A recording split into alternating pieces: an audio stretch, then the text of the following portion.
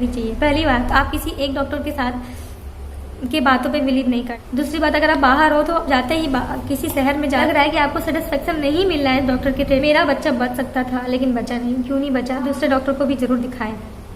Hello everyone, welcome back to YouTube channel. कैसे हैं आप सभी लोग? आई होप बहुत अच्छे होंगे। मेरा नाम रुचि है, मैं आपका अपने चैनल पे बहुत बहुत स्वागत करती हूँ। और मेरा ये पार्ट 2 है वीडियो प्रेगनेंसी का। मेरा बहुत सारी लेडीज हैं जो मेरा वीडियो जो लोग देख रहे हैं, उसमें से कुछ लेडीज प्रेग्नेंट होंगी या कुछ प्लानिंग कर रही होंगी, या फिर बहुत सारे लोग लड़कियां ही होंगी, या बहुत सारी लेडीज होंगी जो प्लानिंग नहीं भी कर रही होंगी। बट आप सभी को ये वीडियो देखनी चाहिए क्योंकि ये आपको कभी न कभी इसकी ज़रूरत पड़ेगी, और आपको नहीं तो आपके आसपास में या आपके घर में किसी को, क्योंकि प्रेगनेंसी और बच्चा ये हर इंसान के जीवन में होता ही है। सभी को इसके बारे में नॉलेज होना चाहिए। जो मैंने लापरवाही की है, जो मेरी लापरवाही, डॉक्टर की लापरवाही की वजह से जो हुआ, वो मैं नहीं चाहती कि किसी के साथ ऐसी प्रॉब्लम हो। इसलिए मैंने ये वीडियो बनाने का सोचा। मैं नहीं चाहती कि किसी को ऐसी प्रॉब्लम हो कि उसका कुछ खोए जैसा मेरा खो गया। मेरा 6 मंथ पे ही मेरा प्री मेच्योर डिलीवरी हो गया। एक्चुअली मेरे 2 मिसकैरेज थे। मेरी एक बेटी है, इससे पहले 2 मिसकैरेज हुए हैं। एक तो बहुत छोटा है, एक तो बहुत बड़ा। तो छोटा वाला तो 1 मंथ पे ही हुआ था मिसकैरेज। कैसे हुआ कैसे नहीं, ये देखना है तो आप मेरे फर्स्ट ब्लॉग, मतलब ये इसी का पार्ट 1 में जाके देख सकते हैं। उसमें मैंने पूरा बताया हुआ है। उसके बाद सेकेंड हुआ। सेकेंड बहुत ही बड़ा मिसकैरेज हुआ मेरे साथ, और मैंने सब लॉस कर दिया, सब कुछ लॉस कर दिया 6 मंथ पे ही। सिर्फ 3 महीने और 9 लग जाता। 9वां में भी अगर होता डिलीवरी तो मेरी बच्ची बच जाती। वो मेरी बेटी थी, हेल्दी थी, बहुत कोशिश किया गया बहुत बचाने का, बट नहीं हो पाया। तो बात यहाँ पे आती है कि मैं जब प्रेग्नेंट हुई तो मैं अपने हस्बैंड के साथ अकेले रहती थी बाहर में, जहाँ मेरे हस्बैंड जॉब करते थे। हम उस टाइम गुजरात में थे, अभी मैं पंजाब में हूँ। उस टाइम पर गुजरात में थे और हम बाहर अकेले रहते थे। हमारा वहाँ पे जान पहचान वाले लोग, जैसे नए बाहर जैसे जाओ तो नए लोग हो तो इतना जान पहचान भी नहीं होता, बट आस पड़ोस वालों से ही ज़्यादा होता है।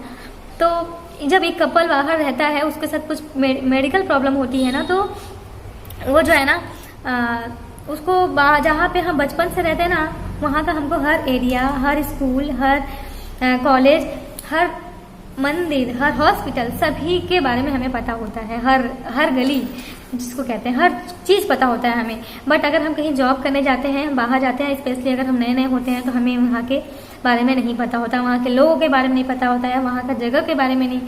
और हॉस्पिटल, आप कहीं भी बाहर जाइए तो सबसे पहले आप हॉस्पिटल्स के बारे में जरूर इन्फॉर्मेशन लीजिए। जिससे आप मिलते हो उसके बारे में, अच्छा हॉस्पिटल, स्पेशली अच्छा हॉस्पिटल के बारे में नॉलेज लीजिए।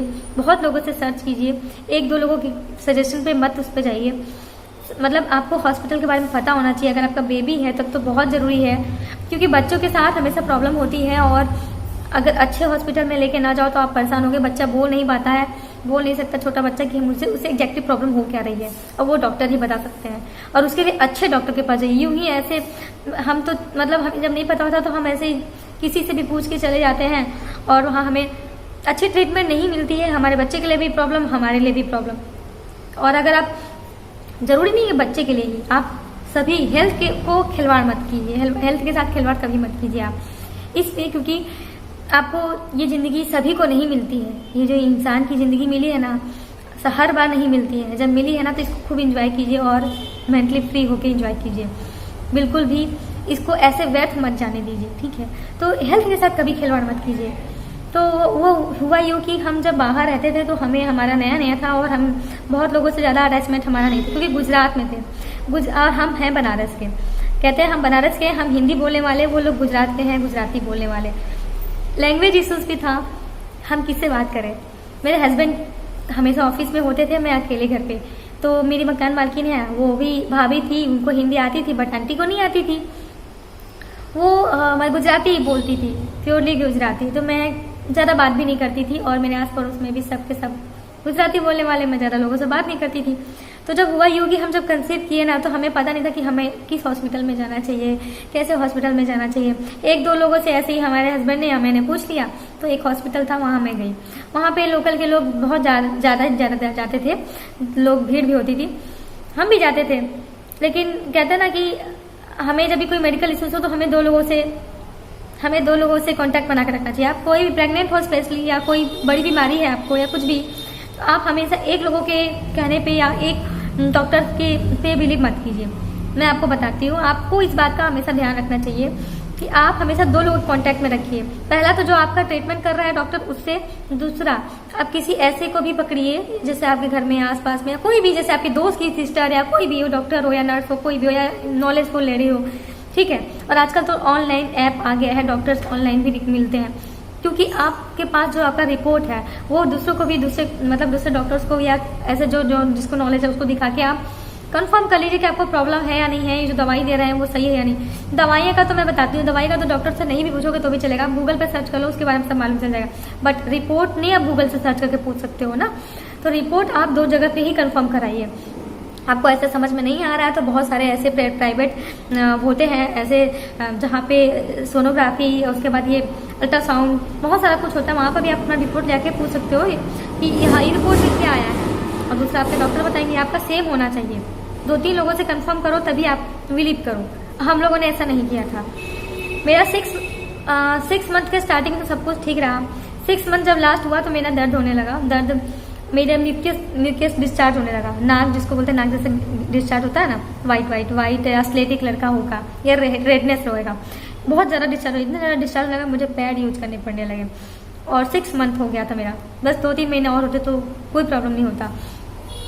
फिर हम डॉक्टर के पास गए तो डॉक्टर बोला कि नहीं सब कुछ ठीक है, बस इनका बच्चेदानी का मुंह ओपन हो रहा है, ठीक है, तो जो नाल होता है वो नीचे आ गया है, ऊपर होना चाहिए वो नीचे आ गया, मतलब बच्चेदानी का मुंह खुल गया है थोड़ा सा, तो इनको रेस्ट करने की प्रॉपर ज़रूरत है। और उन्होंने बोला कि इनको बेड पे ही रहना है, उतरना नहीं है, और बेड के जो पैर के साइड ऊंचा करना है, पैर के साइड ईंट लगाने हैं, काफ़ी ऊंचा करना है, और सीट के साइड कोई तकिया भी नहीं लगाना है, कुछ नहीं करना है। उस टाइम मेरे हस्बैंड के लिए और मेरे लिए बहुत ज़्यादा प्रॉब्लम था, क्योंकि हम दोनों अकेले थे। मेरे हस्बैंड को ड्यूटी भी जाना होता था, और दिन भर में मेरा कोई केयर करने वाला नहीं, कोई कुछ नहीं। उस टाइम मेड भी नहीं मिल रही थी। मेरे हस्बैंड ड्यूटी जाने से पहले मेरे लिए खाना वाना बना के मुझे खिला के फिर ड्यूटी जाते थे, फिर ड्यूटी से आते थे, बर्तन साफ करते थे, खाना बनाते थे, फिर ऐसे ही चलता रहा। जिस दिन मेरा 7वां लगा था, जिस दिन मेरा 7वां मंथ स्टार्ट हुआ था, उसी दिन मेरे हस्बैंड का, मतलब उस टाइम मेरे हस्बैंड का जॉब के सिलसिले से बाहर अहमदाबाद गए हुए थे, मतलब वहाँ से 100 किलोमीटर दूर। और मेरा उस दिन जनवरी का महीना था, मेरा उस दिन सुबह से ही दर्द हो रहा था, और मेरा प्रेगनेंसी के समय कमर में अक्सर दर्द हुआ करता था, तो मेरा सुबह से ही दर्द स्टार्ट हुआ, हल्का हल्का दर्द हुआ चालू हुआ। तो ठंडी के टाइम भी था, ठंडी में भी कभी, मतलब ऐसे नॉर्मली बहुत लोगों को ठंडी में कमर में दर्द होता है, मेरे होता है कमजोरी की वजह से होता है।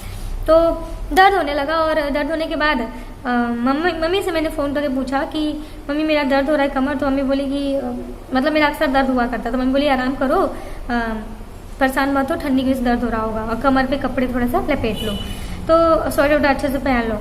तो मैं ऐसे ही की, लेकिन मेरा दर्द 1 बज गया, 2 बज गया, मेरा दर्द ना धीरे धीरे बढ़ता रहा। और उसके बाद हुआ यूँ कि 4 बजे 5, जब शाम को 4-5 बजे ना, क्योंकि मैं उस टाइम अकेली थी, मेरे पास कोई था नहीं, मैं किसको बोलती, मेरे हस्बैंड भी 100 किलोमीटर दूर, मैं क्या करती मुझे समझ में नहीं आ रहा था। तो मैं वेट करने लगी, सिर्फ जब 4-5 बजे शाम के, तो मेरे बहुत दर्द होने लगे, बहुत ज़्यादा दर्द होने लगे। और फिर वो दर्द है ना रुक के हो रहा था, दर्द हो रहा था रुक रहा था, दर्द हो रहा था रुक रहा था, लेकिन थोड़ा देर तक दर्द हो, देर तक रुके, तो मतलब मुझे लगा ऐसे। लेकिन मुझे फिर डाउट होने लगा तब, क्योंकि मेरी देवरानी का डिलीवरी मेरे से पहले हुआ था, उन लोगों ने, उनका गलती से पहले डिलीवरी, मतलब प्रेगनेंसी कंसीव हो गया था, और हम शादी के 2 साल बाद किए, क्योंकि मुझे पढ़ाई भी करनी थी इसलिए। तो दर्द होने लगा, उसका मैंने देखा था डिलीवरी, उसका नॉर्मल तो नहीं हुआ, ऑपरेशन से ही हुआ, बट उसका दर्द मैंने देखा था, रात भर उसका दर्द होता था फिर रुकता था, दर्द होता था फिर रुकता था, तो वो चीज़ मैंने देखा हुआ था।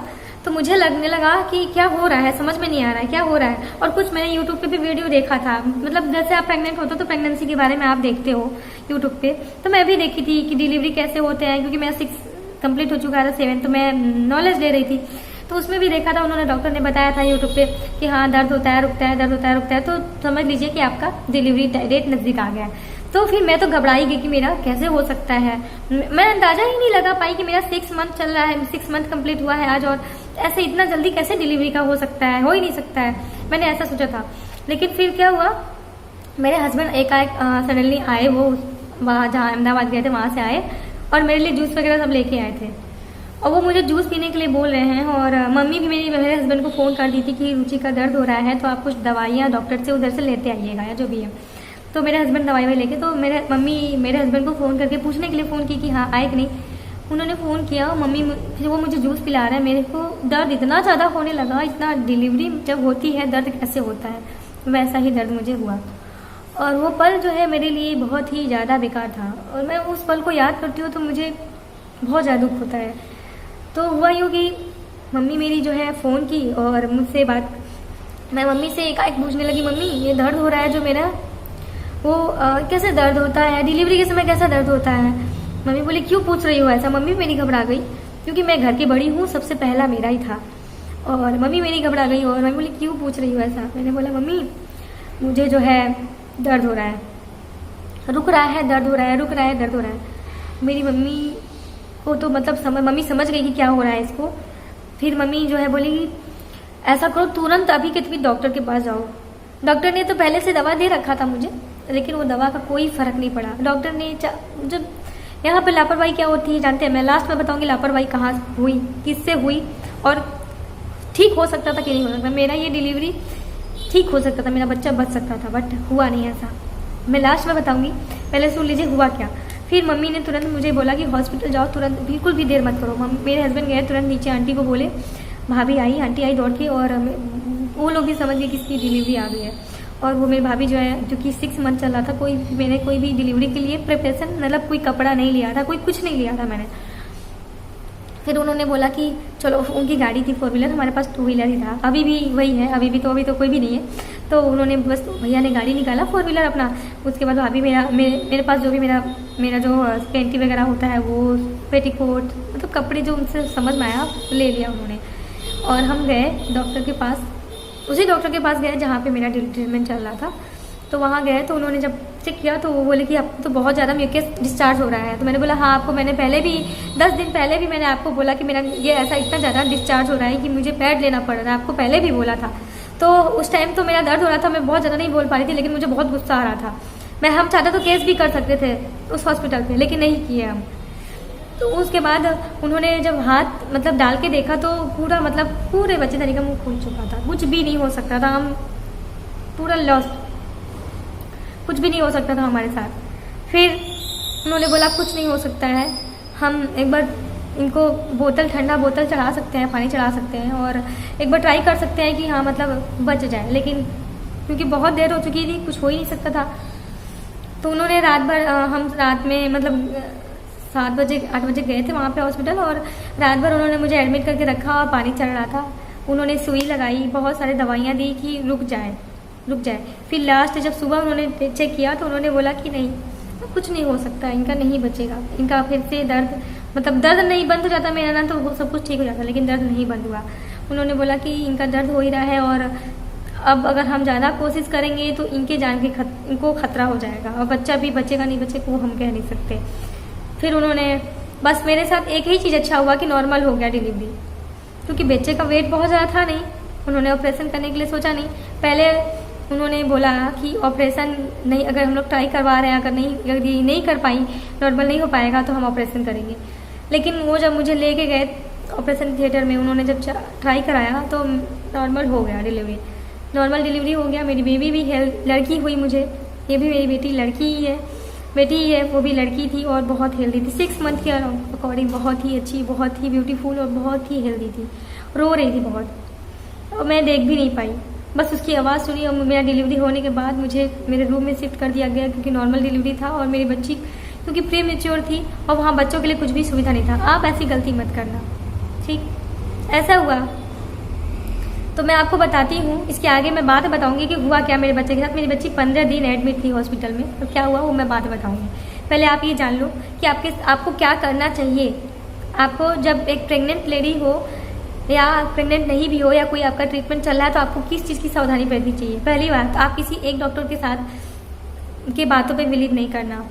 दूसरी बात, अगर आप बाहर हो तो जाते ही किसी शहर में जा रहे हो, बाहर हो, तो पहली बात उसमें आपको डॉक्टर, बहुत सारे हॉस्पिटल आप गूगल से या कैसे भी रेटिंग के अकॉर्डिंग सर्च कर लो, बहुत लोगों से जानकारी लो कि यहाँ पे अच्छा हॉस्पिटल कौन सा है, उसी हॉस्पिटल में ट्रीटमेंट कराओ, ठीक है।